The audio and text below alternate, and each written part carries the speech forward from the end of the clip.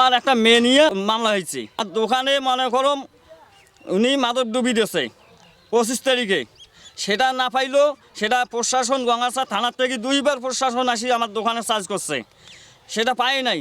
না পাওয়ার কারণে আমি গঙ্গাচড়া থানায় যে একটা জিডি করছি, এই জিডি করে আসার পর আবার ওইগুলো শুধু উনিই করছে, আমার ওই যে শত্রু ছাড়া এগুলো কাজ কেউ করে নেই। কাদের মাস্টার প্রশাসনের কাছে চাওয়া আমার ক্ষতিপূরণের আমার দাবি। আমার জমি তো উনি আসি ওষুধ দিয়ে গেছে, উনি নিজে করে মাদক ডুবি দিয়েছিল আমার দোকানে আমার ছেলের, বুঝছেন তো।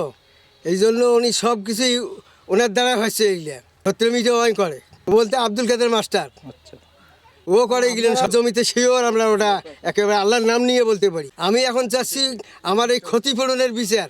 আমরা তো ফির কালকে দেখেছি এই তামাক বাড়িটা, ওই বেচারা গরিব মানুষ আবাদ করে, তখন থেকে আবাদ করার কোনো সমস্যা নাই। এখন কালকে দেখেছি হঠাৎ করে আসি দেখেছি এই তামাক বাড়িটা সে ওষুধ দিয়েছে, কোন সাপ ঔষধ দিয়ে কি হয়েছে, ক্ষতি হয়েছে। অন্তত মনে করেন যে মাটি এখানে 4 টন, এটা ক্ষতি হয়ে গেছে না। আমার জমিটা মধ্যস্থলে, আমার কোনো ক্ষতি হয় না।